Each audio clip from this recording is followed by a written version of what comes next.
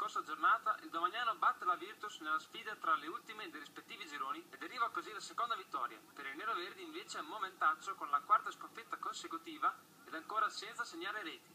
Primo quarto d'ora equilibrato e senza occasioni da segnalare, eccezione fatta per il bel gesto atletico di Gatti al 19esimo, ma la sua rovesciata in area di rigore esce abbondantemente. Al 22esimo però sale in cattedra Franklin e l'attaccante brasiliano inizia subito a fare male perché è proprio da un suo assist per Zapis che arriva il gol dell'1-0, con il numero 7 giallo-rosso che si inserisce tra le maglie nero-verdi e trafigge così Pazzini. Il vantaggio dà ancora più morale al Domagnano che si rende pericoloso poco dopo sempre con Franklin. Lazzaretti lancia lungo proprio per il bomber numero 9, il quale aggancia e scaglia un destro poderoso, sul quale però Pazzini riesce a respingere. La reazione della Virtus è timida, anche se il calcio di punizione al 39esimo battuto da Rossitto riesce a difendere Colombo che è costretto ad allungarsi per evitare il peggio. In chiusura di tempo arriva una buona occasione per il pari nero-verde con un buon cross di Semprini in area per Bucci, ma l'incornata del numero 11 finisce alta. Seconda frazione che si apre subito fortissimo, altro passaggio in profondità a sorprendere la difesa di Franklin per Moretti. Il capitano serve poi Zapis, il quale però si vede chiudere lo specchio della porta da Pazzini che esce molto bene. Virtus che ora inizia a schiacciare il Domagnano per cercare il pari,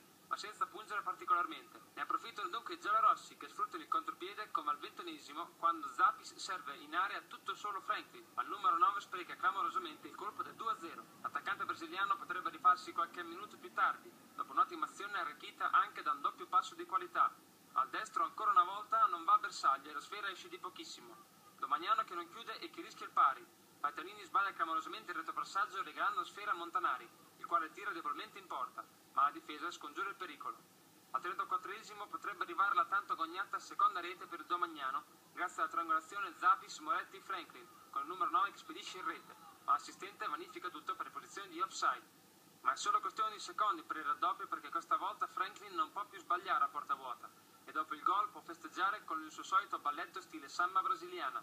Ora è notte fonda per la Virtus, sotto di 2 reti e che subisce il colpo. Domagnano che dunque sale in doppia cifra in classifica e che si sbarazza dell'ultimo posto del girone B.